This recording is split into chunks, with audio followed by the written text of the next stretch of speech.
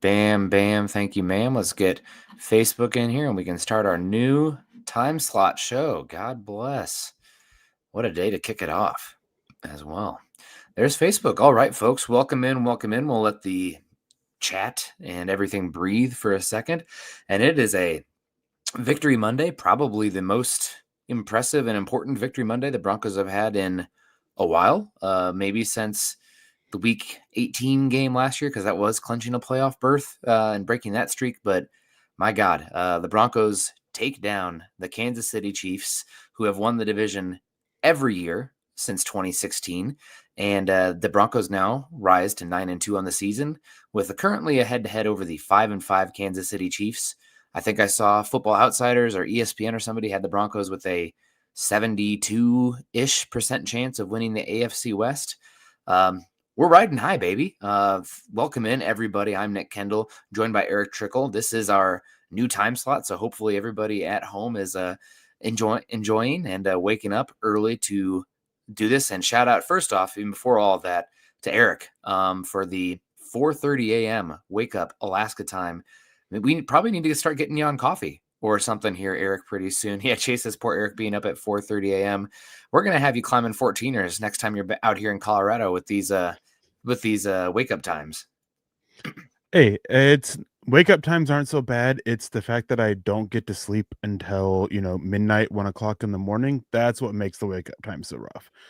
Dealing with insomnia isn't easy. It's not fun, but it's worth it. Being up this early, especially when you get to talk about the Broncos with the win that they had with their AFC and NFL leading, not just AFC West record right now. They sit atop at the NFL, sitting above the New England Patriots in the AFC. And then the NFC, the top two teams, Philadelphia Eagles sitting at 8-2, Rams sitting at 8-2, and they beat the Eagles. So they have the best record in the NFL right now, which is great to see. I mean, it's not something that anybody would have guessed. And just being able to talk about that after so many years of the Broncos being where they were, and after the statement that they made against the Chiefs, waking up at 4 o'clock in the morning for this. Well, in this case, it was 3:30 in the morning because I couldn't sleep. It's worth it. Well, I'm glad to hear you say that. Hopefully we can keep that energy going forward, but today for sure. And yeah, man, what a game for the Denver Broncos. Obviously, things here or there that they could work on, but I guess the big takeaway is Bo Nix looked like a different quarterback than he has a lot of this season, and we'll get into that. I posted some broadcast clips yesterday because I don't think the All-20, maybe it's up now, but it wasn't out last night. So excited to get into it. Excited to say hello to everybody coming in. Make sure you guys are liking, sharing, subscribing, all that good stuff. Because again, this is an hour earlier than our typical time. I'm sure some people are going to wake up and excited to hang out and listen and be like, wait a second, the show's over? What the heck happened? So we're going live 6:30 a.m. I'm going to make all you people 14er Mountain Time with waking up a little bit earlier here. Bright and early, our super chat's coming in. This is one I don't recognize because Crushing It's an awesome name, and it's also a really cool logo there. Kind of looks like an 8-bit retro Broncos logo there. He says, good victory morning, everyone. Bo looked great, set his feet, slung the ball where he wanted, and was clutch as always. Let's effing Bo, Orange Crush, go Broncos.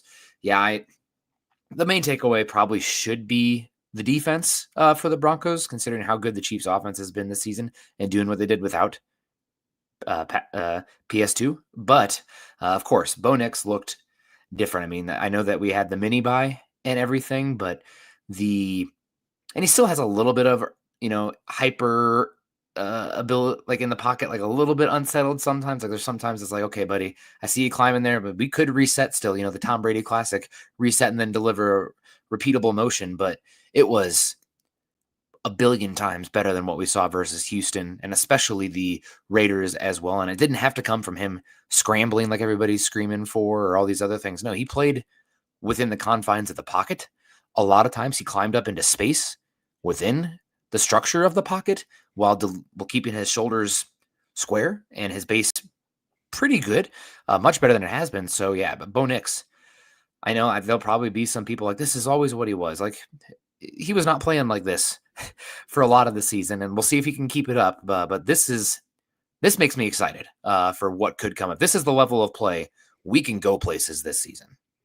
Yeah, I mean, it was great, and even more than the footwork, it was not just and this is something that I highlighted a lot, especially after the Raiders game. There were so many plays where he was double clutching the ball, looks like those pump fakes because that comes from a point of not trusting your reads.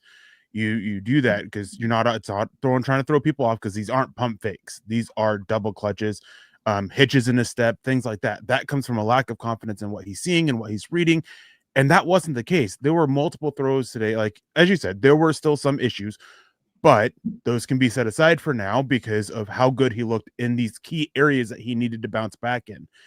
He hit the top of his drop and was making the throw most of the times. He went through his reads. That one big, I think probably the one of the best throws of the day in terms of from Nick's in a technical standpoint and with the confidence and all that was the third and 14 throw to Cortland Sutton early in the game. He hit Yes. the top of the drop. He made the slight climb in the pocket, and you can see him going through every single read. He checks left, looks right, goes back to Sutton, and fires it in there. Doesn't double clutch it, doesn't put a hitch in his step, doesn't do any of that. It's just clean from start to finish from him. One of the better throws with his footwork, which there were still some issues on some of those throws, but that was one of the better ones. And then another issue that he had was a lack of confidence in his what seemed to be a lack of confidence in his weapons to make plays at times. And the best example of him getting over that, Troy Franklin, 2 drops early in the game and then comes back and Nix is looking his way on critical downs late in the game that leads the Broncos to what? One of them was on the field goal to take the lead to go up 16-13, and then the game time or the game tying field goal to get to 19, and then the game winning drive. Fired 2 big shots to to Troy Franklin for big gains there, showing trust in his teammate, going that he's been with since college to make the play when it's needed. Granted, one of those plays, Franklin absolutely took advantage of a complete lunge at the line to press. But hey, that's fine. That's what you still need to do. You need to show that faith when that happens and that trust in him. Bo Nix looked completely different than he has all season long. This is the first game that I look at and I see him play since, this season anyways, where I look at Bo Nix, I'm like, he can be a legit top 10 quarterback because of how good this game was from start to finish. Some rough moments, yes, but it was still a really good game from him. I mean, he looked confident, and there was I don't know who said it, but it came out post game press conferences and interviews that Bo Nix was definitely bothered by the booing. He says he's not online or whatnot, but like he took it to heart, and he looked in the mirror and I mean, understood, as anybody who's watching critically could, that he was struggling and not playing very good football at that moment. And granted, it's football. There's plenty of finger pointing as well, but that's something that he took into it, and he really rose to the occasion. So one thing, we've always said, like, we can criticize the play for what it is, but it doesn't have to be this long, big prognostication that he's always going to be trash. Progress isn't linear. Progress is also not guaranteed, but it's not linear. So we had plenty of time for him to figure it out.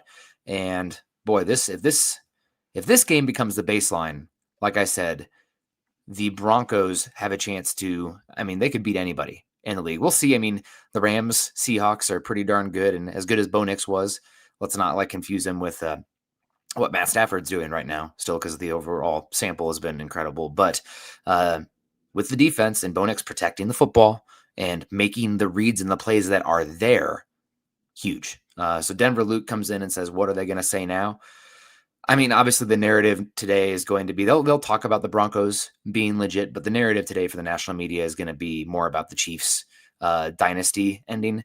I don't give a flying rat's what. Is this Chiefs team great this season? Their offense is as good as it's been since they've had Tyreek Hill. They were number 2 in the league coming in on points per drive. They were throwing the ball as well as they'd had in multiple years. And what the Broncos defense did was incredible. I do think this is a very mediocre Chiefs defense on the whole. I know that some of their overall points given up were good statistically, but they had 40 less drives than the Broncos had this season. Now, granted, one less game to this point, but the way the Chiefs offenses have been playing has been protecting the defense. When you look at the efficiency numbers, they're very middle of the pack defensively, and Denver made them look middle of the pack for the most part. I wish we could have got a little bit more from the run game, but that's neither here nor there. Bo Nix even more impressive about Bo Nix, Broncos run for less than 60 rushing yards. They average less than 3 yards per carry, I believe, and the offense still puts up 22 points against a Chiefs team that possesses the football. So really, really awesome from the Broncos. If you play like this, you got a chance against anybody in the freaking league. So good to see you, Denver Luke. Appreciate you coming in. Let's say hello to some more folks. Obviously, the number one way you can get at us is with a super chat. We will definitely say hello if you do that. But that's obviously not the only way. And back to crushing it. Thanks for the $5. He said, thanks for the love of my logo. Had a viewer that I commissioned for some graphic work, and he nailed it. It is sick. It is sick. I love the old school logo. It's definitely my favorite.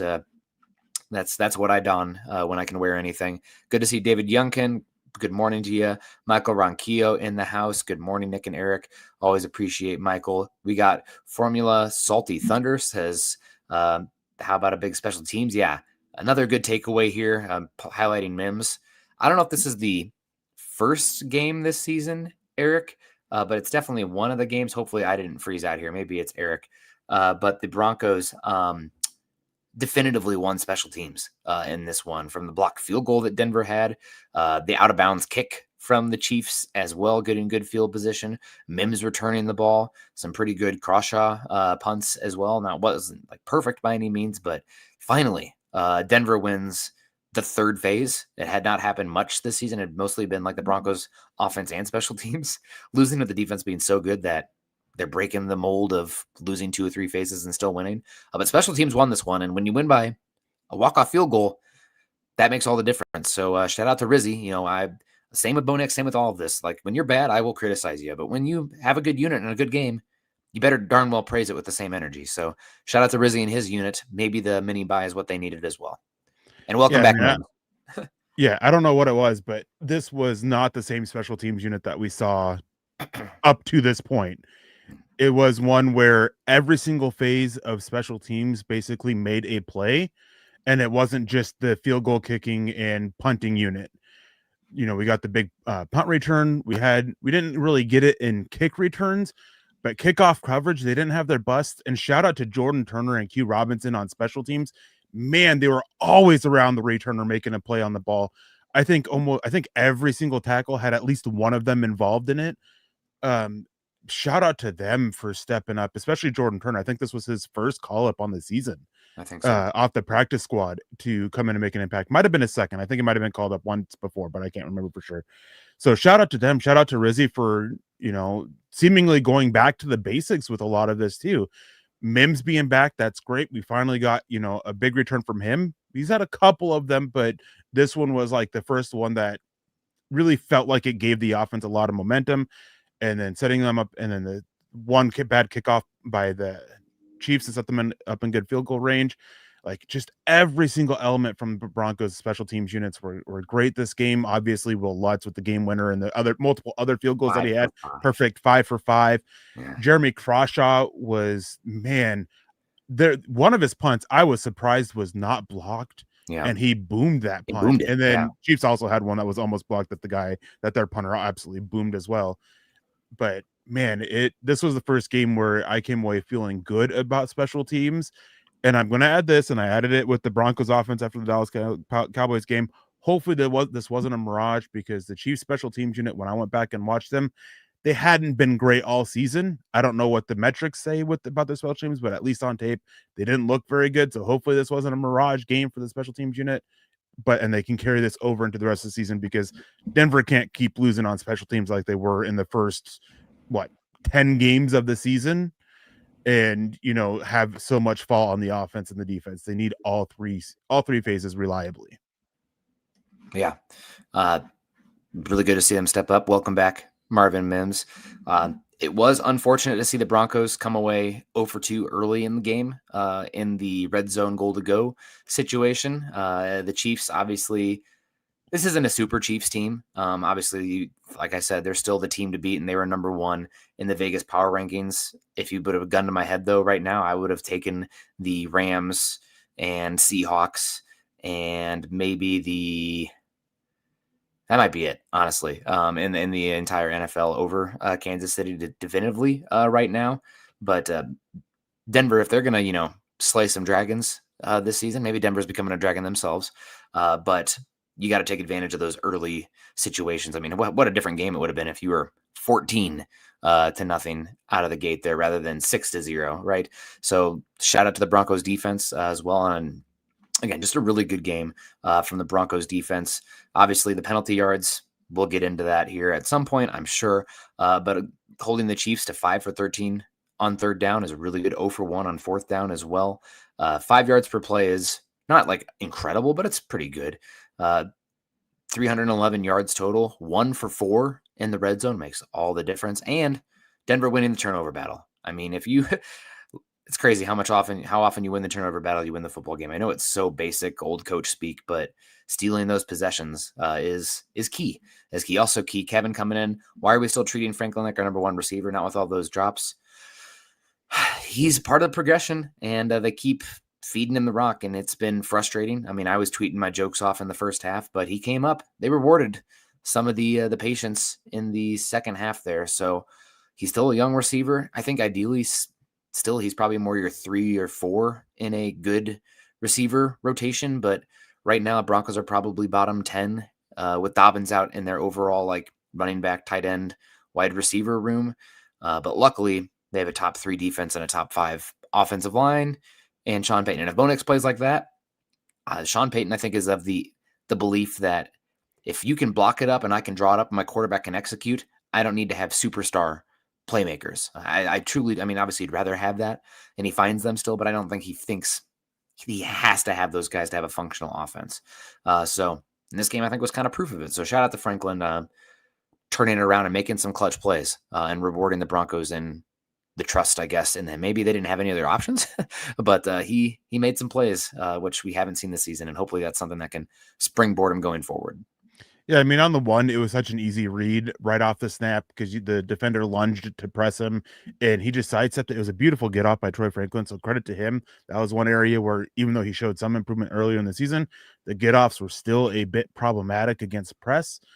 Well, it helps when the corner lunges into it, but hey, he was able to sidestep that, get open. It was made for a very easy read on the one, and then the second one, that was just a beautiful throw to take advantage of the leverage that Troy Franklin set up on the corner and throwing it inside. And for Franklin, man, he made a great adjustment to it to get the ball and catch it because he was looking for it on the outside shoulder, and then he tracked it well to the inside, turned, adjusted, and made the catch. So a lot of credit to him for doing that and for bouncing back after those 2 drops, which the jokes are the jokes and the jokes are deserved. You can't drop those plays, especially on the critical. One of them was a pretty critical third down. The other one is a deep shot, which to Franklin's credit was just off the tips of his fingertips. So it was slightly overthrown, still a very catchable ball and one that he still needs to come down, still a drop. And so credit to him and credit to Nix and Sean Payton for still showing that trust in Troy Franklin to make the plays when needed. And as you said, it's one of those things. He's still a very young player.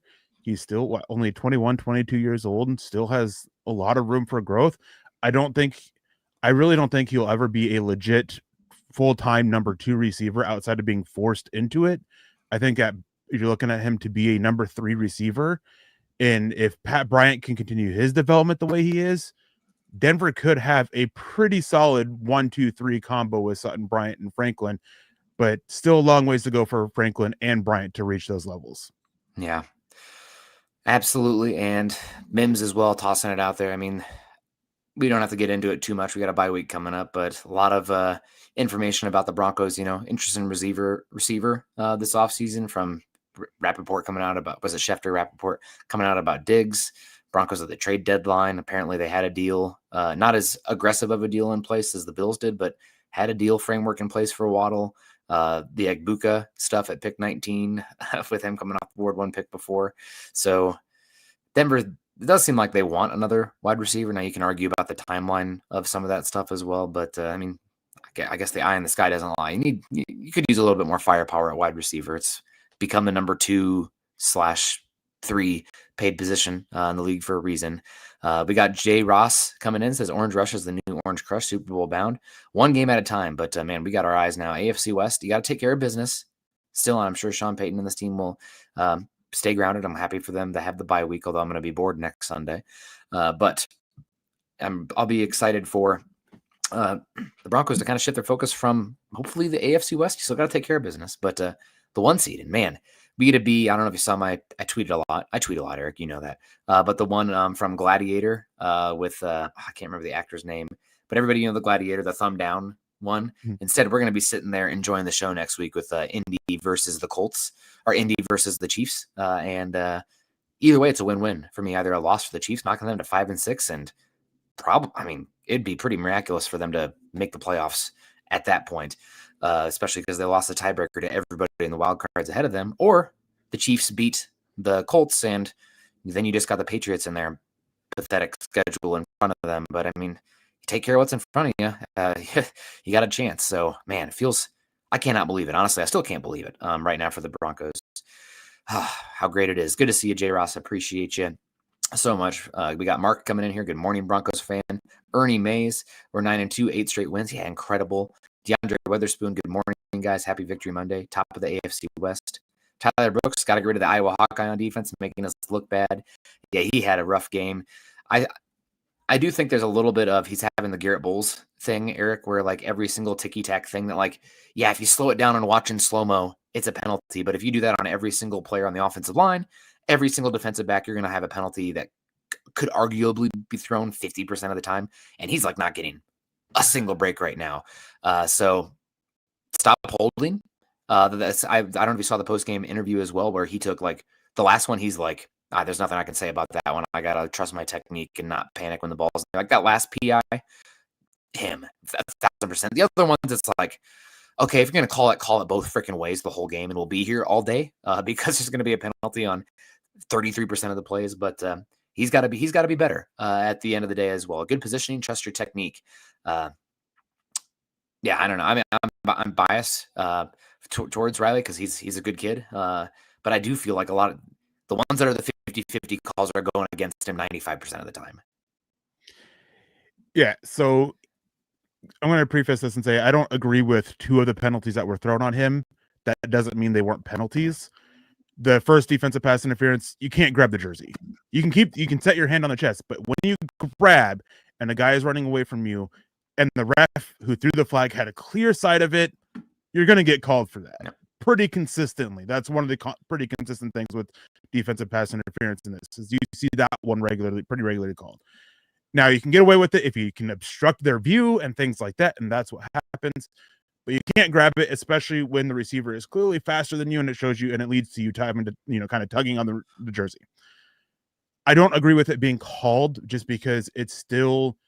I don't think that the ball was really in I don't say it was uncatchable, but it was still in a tough spot for him to catch, and I don't think he impeded the catch process enough to warrant the defensive pass interference. The second one where he got called for the illegal contact downfield, I don't agree with that being called simply because the impact it had on the play was so minimal. I don't think Mahomes even looked to that side of the field. I think he just stuck on the right side, so it had no impact on it. But you can't sit there. You can't put your hands on the receiver. You can't ride with them beyond 5 yards.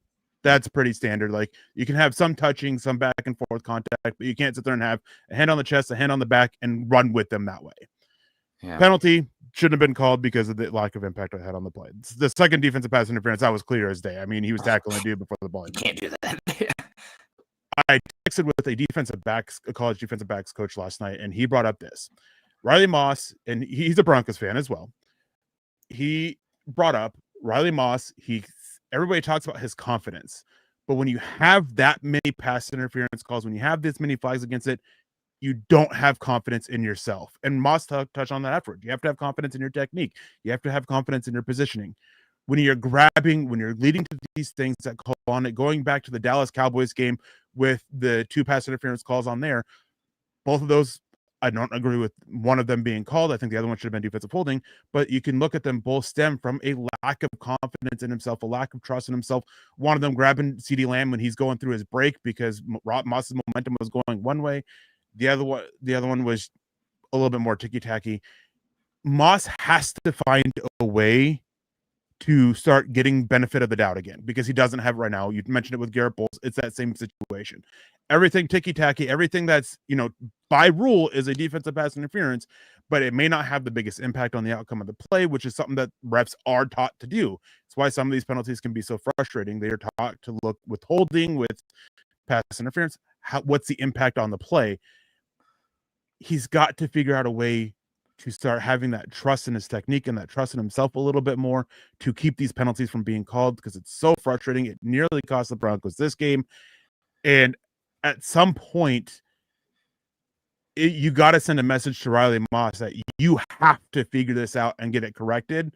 Otherwise, we are going to make a switch. I don't know when that is. I think it's pretty darn close to it. I don't know if you do it out of the bye week with Patrick Surtain's first game back, but at some point, a message has to be sent. Riley Moss has to take it to heart, has to really get it into his head that he cannot do this anymore and break that trend. And again, regain the benefit of the doubt, which Garrett Bowles has done.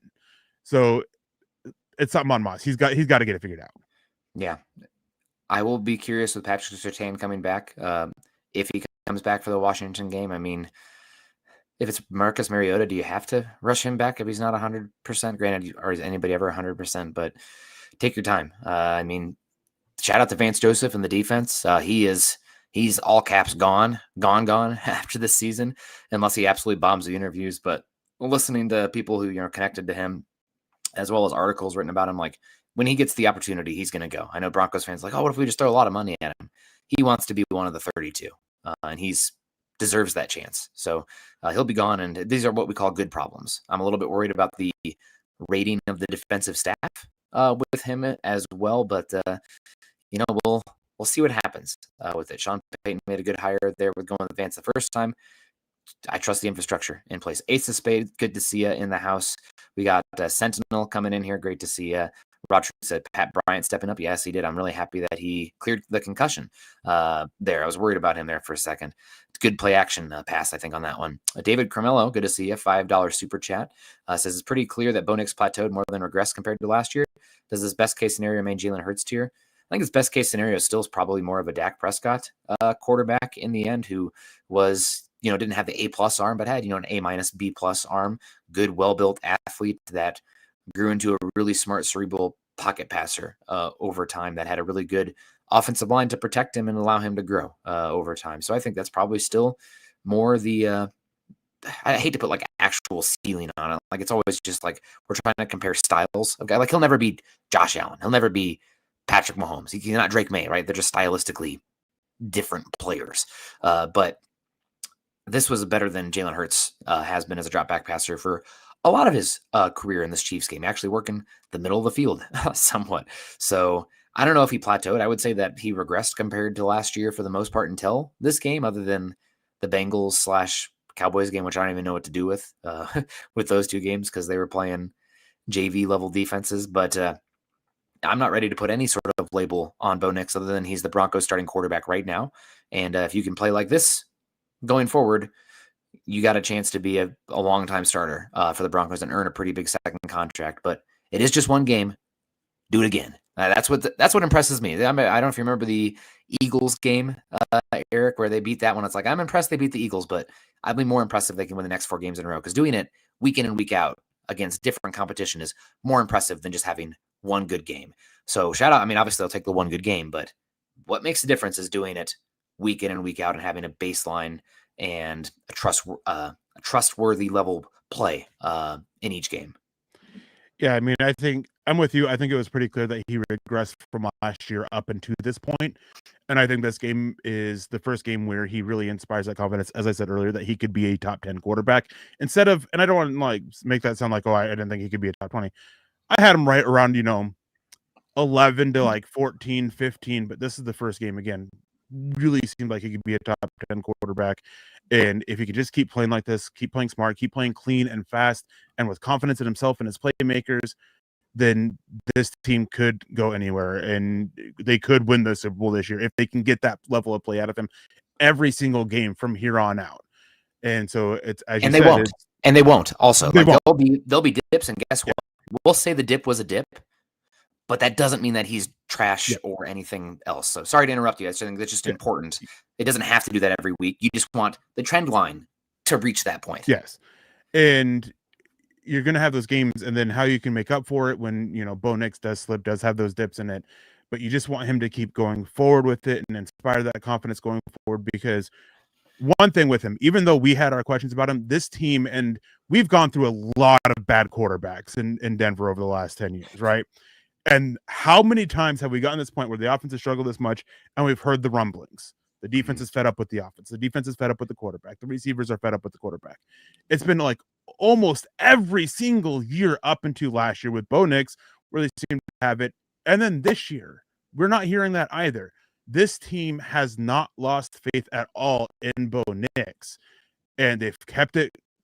They've kept that faith. They've kept that trust in him, and kept in it, not just from the coaching staff, not just from the front office, but the players as well. And that speaks to their just what they believe in and how they will be willing and can cover for Bo Nix when he has those down weeks, as they did for 7 of these 8 pretty much win games in the win streak outside of the Dallas Cowboys game. So a lot of faith in Bo Nix, a lot of ways for this still to go, still very early in his young career. And right now he set that trend of this with the statement win of where you need him to be, where you want him to be, and it's just achieving it pretty consistently from here on out. Yeah. It's the week to week, and it doesn't always have to be perfect. But this is a step in the right direction. I really like that. I mean, the boos bothered him, but I think it was more so him looking in the mirror. I mean, he knew that he was struggling. I'm sure there was talk behind the scenes with Sean Payton as well. What you get from the press conference isn't always what you're getting in the film room. That's for damn sure if you've ever been in something like that. But no, it was good to see. So I don't think he's plateaued. Maybe he has also, David, but there's no reason, I think, to put definitive labels on him, right? Well, I mean, from seeing what he looked like from the Raiders game to this game, night and day difference. He played like the worst let's call it as it is, like one of the bottom 3 quarterbacks in the NFL in that Raiders game. And he played like a top 10 guy in this game. So it's just finding that consistency. That's what separates, flash in the pan quarterbacks with like good seasons, good games to stalwarts. So we got Jay Milzo coming in, says, overreaction. Do you think we change cornerback Moss for Chris Abrams-Drain or Chris Abrams from Drain? These PIs will cost us huge in the playoffs and becoming a target to draw PI. It's possible. Again, we have the bye week. I think it's good for everybody to get away, including Moss. Also, to Moss's credit, right now he's operating as cornerback 1, and he should not be cornerback 1, right? He's a good cornerback, especially on a rookie cost-controlled contract as a cornerback 2. I'll stand by that. Penalties are an issue, and I mean, like you mentioned, Eric, got to send a message. I don't know if you saw the interview. Also, he talked about putting on the boxing gloves for practice, just so he doesn't even have the ability to grab. So a big week for him, and we're pulling for him because he's in phase.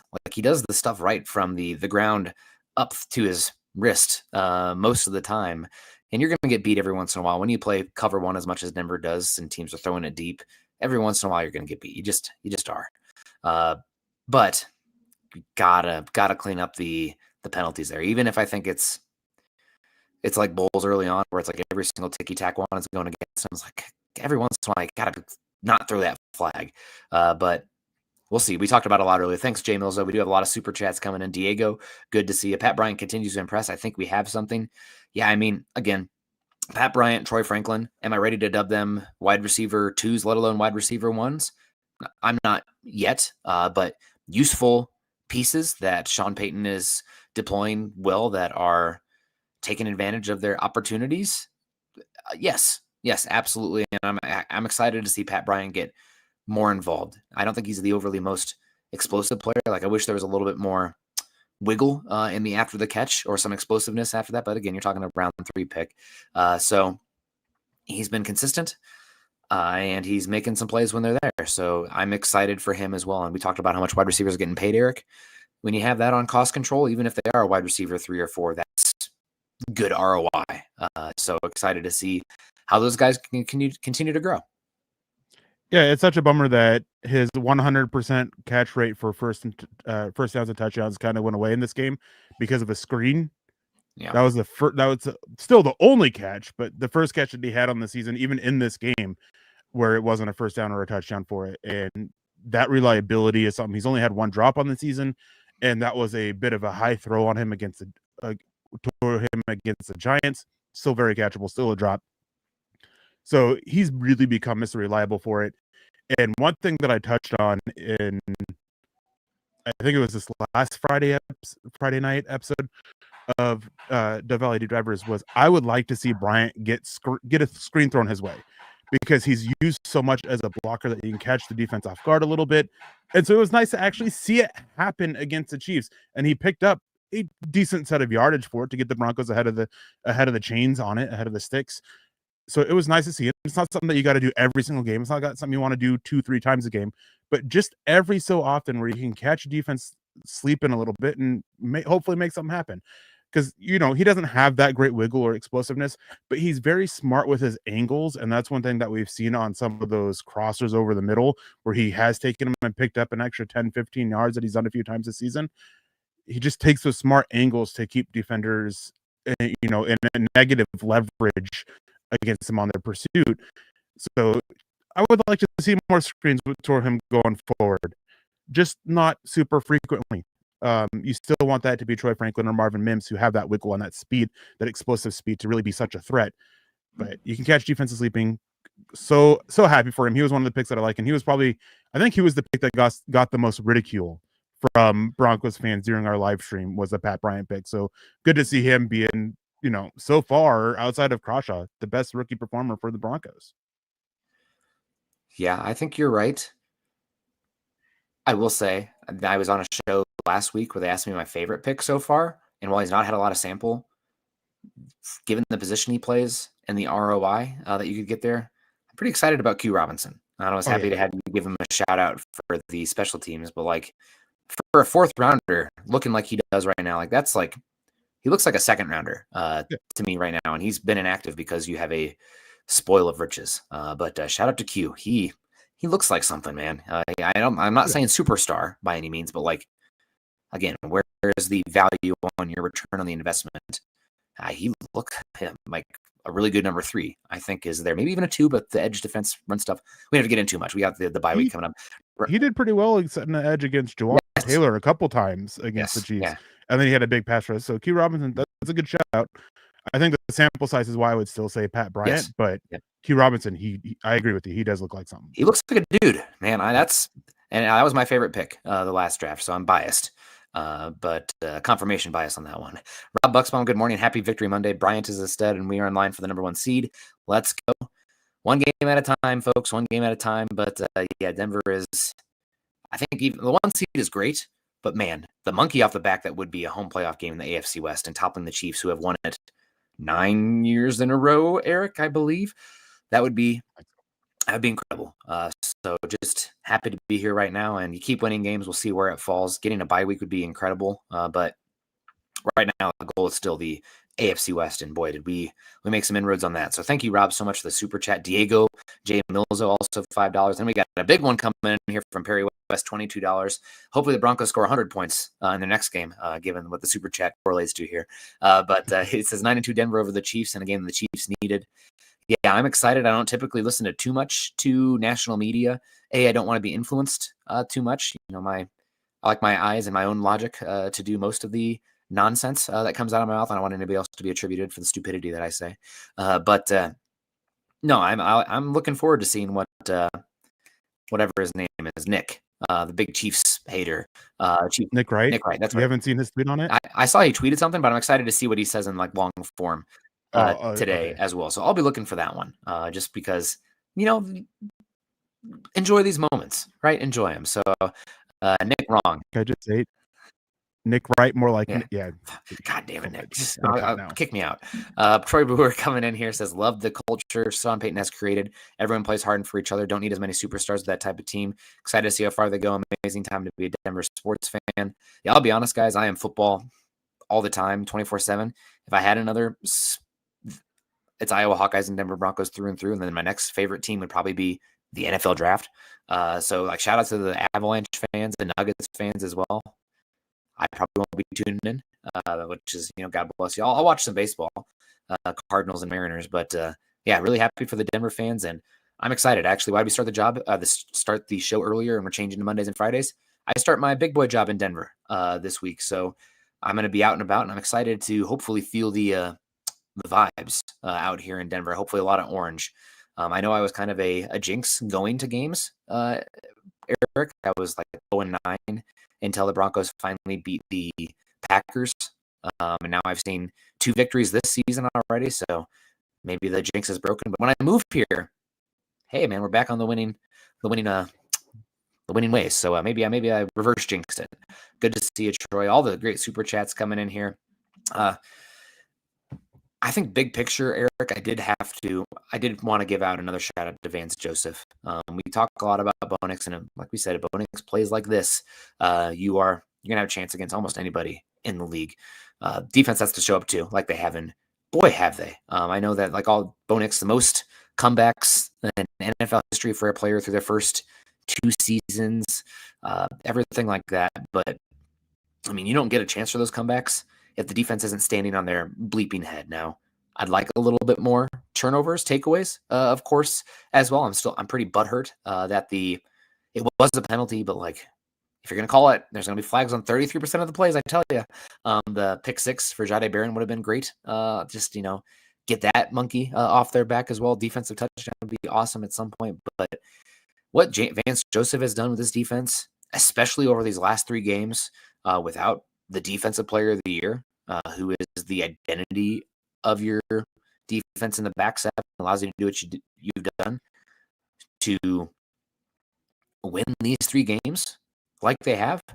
I mean, stand up and take a bow. I don't even like the defenders, obviously, as well. Vance Joseph, the positional coaches. Everybody wants the quarterback and Sean Payton and the excitement, everything, but this is a defensive first team. And what they did over the last 3 weeks, where it could have been easy to have the system cave in on itself, so to speak, without your identity piece, they stepped up. I mean, it is remarkable. So really, really been so impressed with Vance Joseph. If you'd have told me that what they've done the last 2 seasons after that 70-20 game, I might have said, give me the peyote, buddy, you've had enough. But it's been remarkable. So shout out to Vance Joseph in this defense. They are unbelievable. Yeah, and it's a shame that he's most likely, I don't want to say he will because it's not set in stone. He's most likely going to get a head coaching job, so will be curious for what the defense does after this. But fortunately, they have a lot of their pieces locked up. I still think there's a few pieces that they need to get locked up on defense. Either Alex Singleton or Justin Cernat extended would be great. I prefer Justin Cernat at this point of their careers. Malcolm Roach, John Franco Myers. Because if Vance Joseph gets a head coaching job, not only is he going to steal the staff, I would bet those players are going to be pretty high on his desire list for free agency, depending obviously on where he goes and what the team looks at those positions. One team that has been looked at pretty favorably is the New York Giants with what they have with that defensive front, being able to go in there and largely replicate it. Well, a player like John Franklin Myers, Malcolm Roach, and Justin Cernat can all be major impacts with what they have with the defensive line quality and Dexter Lawrence in the middle and adding to that rotation with him and Roy Robertson Harris. I mean, 4 interior defensive linemen in Denver. You have those 4. You can bring those 4 into Giants. So I'll be really curious to see what happens if he does get that job, who gets plucked off the staff, who they replace him with. I know everybody expects it to be Leonard, but maybe there's somebody else that they're looking at. But hat tip to him. He fully it's gonna be annoying. I know a lot of people will still ridicule him for the head coaching job that he did here in Denver, even though there was a lot behind the scenes where he didn't even have a lot of say in who even played in games. He was a head coach in name only, basically, when he was in Denver. Almost no roster say. So he fully deserves a second chance at a head coaching job. He has earned it. I would say he's probably earned it the most out of almost anybody of these defensive minds that we've seen talked about with, deserving a second chance. He's probably earned it the most. Like, he's just done such a phenomenal job here in Denver. Hat tip to him. You can nitpick a lot of things with this defense, but when it matters most, man, they come in clutch. Yeah. Got young Tyrone in here, 9-2. Good to see you. We're going to be wrapping up here soon. Sean says, Dak Prescott, how dare you? Dak doesn't win Super Bowls or many playoff games. If you knew my body of work, in my opinion, of Dak Prescott, that's really high praise. I think Dak is a top 7-8 quarterback. He's just had, other than the first 2 or 3 seasons of his career, pretty bad situational team around him, especially defense. But you put Dak Prescott with this Broncos defense with Sean Payton, I mean, we're right there with the top 3 teams in the NFL. So if we could get that level of play, we'd be great. But I hear what you're saying. I mean, that's maybe also an indictment that I don't expect Bo Nix to be Patrick Mahomes, Josh Allen, Lamar Jackson level of play, because those are the top 3. But I mean, Dak is a top 7 quarterback in the NFL right now. If I had to win one game, there's probably only one quarterback in the entire NFC I would take over Dak Prescott. If I was like, I just think the situation around him, especially the defensive side of the ball, isn't great. But the only quarterback I think in the NFC I would like for sure take over him is Matt Stafford. So I mean, don't take for me that I'm telling you it's not an insult. You can perceive it that way, but I think Dak is really good. Jermaine, great to see you. Kirk, what a wonderful week. Yes, it is great to see you. Formula says that the Chiefs, Colts, and Chargers have a tough schedule ahead. We got Tyler Brooks. I don't know if we got to see you too much, Tyler. Good to see you. Appreciate you coming in here. Joe Brewer, good, awesome to see you. And Prod comes in here. This is a good point as well, talking about the Broncos defensive line. Talk about some of the depth and spoil of riches. I know Patrick Surtain stirs the straw that stirs the drink for like what they can call, but the identity of the team probably is still that defensive line and pass rush. And Owazarike has really become a very useful piece as well. And I don't know if I think he's good enough that he should like outright supplant Malcolm Roach, but I think it's having that internal option gives Denver some leeway. And I know it's not a 1-for-1 for them as well, but you're talking a little bit more of the 0-1, some 3 in there, and he's been a very good, useful piece for that Broncos defense and that defensive line. They don't have Myles Garrett out there. Like Nick Bonitto's great, Jonathan Cooper's great, Zach Allen are awesome. You might not find a better trio in the NFL, but they don't have the Von Miller, Myles Garrett type. But like the depth and the waves that they have, nobody can match the depth of the Broncos defensive line this season. Nobody. Yeah, I mean, Uwazurike, there's still lapses in his technique, so there's still room for him to grow and develop and, still be better than what he is. And he's made some plays, and he's been caught looking at times, caught in double teams. But when he plays with a good pad level and good hands, man, he looks like he is practically unstoppable. I think he is fine. I think he's an excellent 5th man in the rotation on the defensive line. Yes. Can he be that 4th or 3rd guy? I don't know, just because he is so tall. He's 6'6", right? 6'5", and he just plays naturally high, so it's harder for him to play with that proper pad level that that defensive linemen need leverage. It's so important for them. But as you said, he's a very impactful piece as that 5th man on the rotation. I'd like to keep him there at least for another year to see if he can continue to grow and take that step forward into being that 4th or 3rd man of the rotation, which is why I talk about extending Malcolm Roach. But right now, I mean, as you said, it does create that conversation of how much you need Malcolm Roach, because Uwazurike is doing enough, and you still have confidence in your coaching, confidence in him to continue to develop to be that piece. So hat tip to him for bouncing back from the year-long suspension for gambling and all that, and biding his time, and finally making Denver's patient. He's rewarding Denver's patience with his play this season.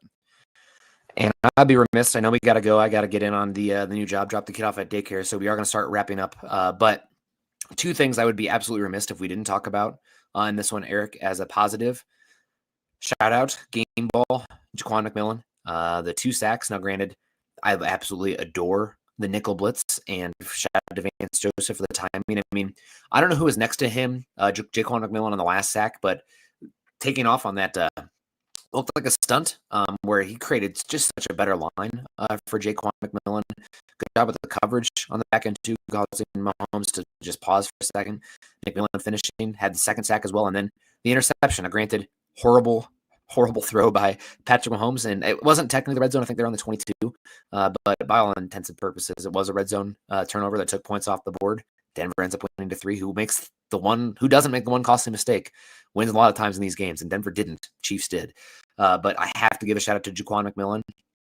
I know that we had talked about with the Broncos' depth, maybe if somebody offers a day 2 pick, you at least consider it.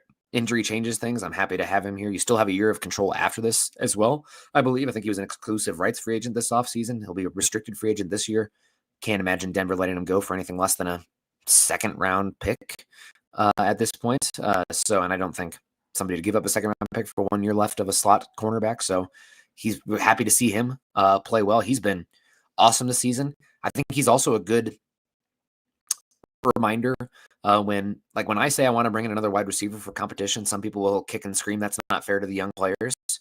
Guess what, young players? Step up. And that's what Jaquan McMillan did. They drafted a guy to replace him, and he held him off and has been incredible. So iron sharpens iron. These are professionals at the end of the day.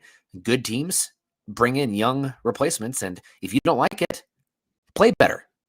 Jaquan McMillan's done that, despite the pedigree is as far on the opposite end as it possibly can be. So shout out Jaquan McMillan, and shout out to the Broncos pass protection on the offensive line as well. I know we're giving Bo Nix a lot of credit for stepping up in the spaces when needs to be. And there's honestly my favorite throw for improvement for Nix this season was an incompletion of this one. It was one where there's almost no space, and he steps up into a crowd and fires it to Troy Franklin on the right side, and he's getting hit. The pocket is teeny tiny. He stays square and delivers a catchable football. Incomplete, but his ability to steal that space by climbing there and still delivering a catchable football. You do that, we're cooking with grease, man.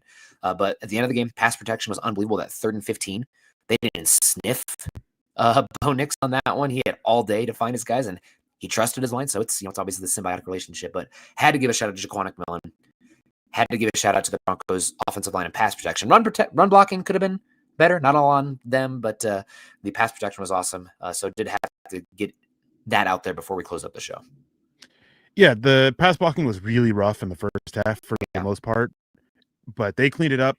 Whether they figured out, stuff with the Chiefs defense, with their defensive front, with what they were looking at, or whatever it was, they did bounce back in the second half, which figuring out what they're doing, that could be what they did. I mean, we heard Chris Jones talk about it, about how the Broncos knew the call on defense on the 1 3rd down play offensively, and we've heard other teams in other games talk about knowing what the Chiefs were going to do. They've been very predictable, so that very well could be what led to it. The run blocking still left a lot to be desired, which, man, without J.K. Dobbins, the Broncos, not to be a Debbie Downer, they have to figure out something with the run game.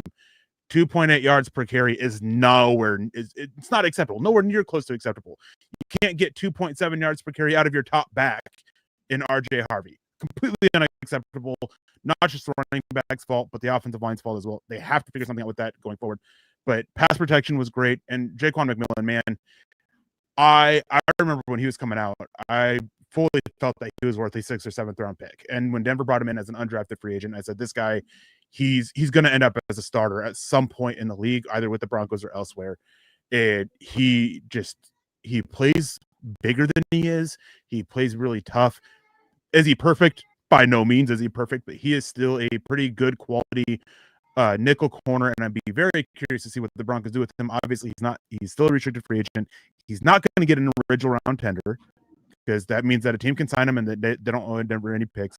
I'll be curious if they want to take that extra step and protect him by that 1st round tender, or try and tempt teams a little bit with the 2nd round pick and be like, you guys can take him, you can sign him to an extension and give him this money and all this stuff like that, and we'll take a 2nd round pick. I'm really curious what the Broncos do with that, if they kind of game it a little bit, because even if somebody does go to sign him with a 2nd round tender or even a 1st round tender, Denver has the opportunity to match, and that could help set the market for him and set the cost. So I'll be curious to see how Denver plays that out, because, man, he's been playing great. He's been the best corner for the Broncos this season, and, man, he made a big play for it. And one thing you mentioned a little bit ago that I just want to touch on real quick, the turnovers. Man, get Talanoa Hufanga on the jugs machine. If he caught 9 dropped interceptions, we wouldn't be talking about turnovers. No. It's every single game he's dropped at least 1, and he had 2 dropped in this one. Well, one of them's kind of a little bit more wishy-washy with the dropped interception, but one of them was clear as day. And then he had 2 in a couple games ago. Get him on the jugs machine, man. He's been absolutely fantastic for the Broncos defense, but he could, it's just amazing that he could still take it a step further by just getting those interceptions. I guess the stream is all of a sudden going to what, so this is a StreamYard issue, because Eric, you are crystal clear to me, and my internet says it's humming along. So every once in a while, StreamYard has an issue. I guess I'm glad it's happening at the end here. So that's a sign to wrap it on up. Appreciate everybody coming in here with all these super chats and everything. Did want to get Coach Chris. Good morning. How about the Broncos? It's a great day. Have a wonderful day. Sorry I was late. Well, we were early, and we're going to be early from now on. So hopefully we'll train you guys. I'm still not trained, even though I've been married for a bit, but wife's still working on it, as she should. I'm a slob, but appreciate everybody coming in here. All the super chats, crushing it. Denver Luke, David Carmelo, Jay Milzo, Diego, Rob coming in here, Perry West, Troy Boer, and of course, Coach Chris. You guys are killing it. Sorry that the stream gets a little choppy here at the end. Hopefully it's cleaning up here as we close out. Man, Broncos 9-2, victory over the Chiefs. Chiefs 5-5, a chance to go to 5-6. 5-6 would be hilarious. Indy with a bye week too, after getting beat up by Broncos. I mean, I don't know what the stat is, but teams, I think the only team so far this season, there've only been 2 teams so far this season that have won following their Broncos game, and it has band the Colts and then the Texans. Also, they beat the Jags in that crazy game as well. But man, great. 9-2, first place in the AFC West, first place in the AFC. Bo Nix looked like a viable franchise caliber quarterback in this game. Some things to tweak, of course. Riley Moss penalties, a run game, that would be nice. Miss you, J.K. Dobbins already. That's might be huge on the stretch. And we got a bye week coming up as well. So we'll be here Friday again next for the Broncos. Same time, same place. Follow us on Twitter. Eric's at Erick Trickle. I'm at Nick Kendall MHH. Also over at Mile High Huddle.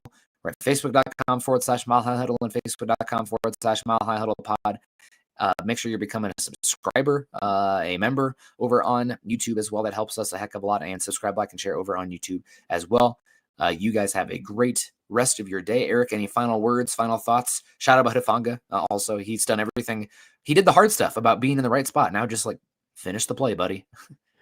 Yeah, man, it's tough watching it. Like, for me, one of the most frustrating things is dropped interceptions. Like, man, especially when you're doing so much, so well, so consistently. Missed tackle on Travis Kelce aside, man, just that extra little bit can be so rewarding for yourself. And man, I stand by it. He is still the best non-quarterback free agent signing in the NFL. And man, it's so good, but savor this moment, right? It's been so long for the Broncos since we've been able to legitimately talk about being in the hunt for the AFC West division title. And here we are with basically a 1.5 game lead on the Chargers. I know it's technically 2 games, but they own the tiebreaker for now. And man, the Broncos, their schedule going forward, it's not super easy, but it's not super difficult. Really looking like Jaden Daniels-less Washington Commanders coming out of the bye week. Then you have the Raiders. Then you have the 2 tough games, the Packers, who seem to be on a resurgence, and the Jacksonville Jaguars, who are still pushing forward. And then closing out with the 2 divisional games against the Chiefs and the Chargers. Man, it's Denver's so close to winning the title. Just a few more wins, and Denver can have it, man. And so excited for that. And it's been so long since we've been here. And man, it's just great to be here with this team and being able to cover them through the highs and the lows, but finally back to the highs. Absolutely. Well, appreciate everyone coming in here. We're going to get on out. Summit says goodbye as well. I promise you, he's alive. He acts like he's got it so rough, but no, he's good. But appreciate everyone. Have a great rest of your day. Broncos got the bye week coming up, so we'll still have some stuff to talk about. Of course, maybe some mid-season grades, and appreciate all the love as well. Man, what a game. I was dancing around with a little kid in my arms, flinging him here and there. Just super excited for that one, wearing his vintage thrifted Peyton Manning jersey. So gotta love it. You guys are great. Shout out to everybody. Eric, shout out to you for waking up at 4:30. Go get some rest and enjoy the rest of your day, man. Soak this in. It's been a bit. You watch the highlights, consume the media, take a lap, enjoy the bye week, because the Broncos are as well. So, and the fans, you guys deserve this too. So have a great one. Go Broncos. Kindness and compassion. As always, go Broncos.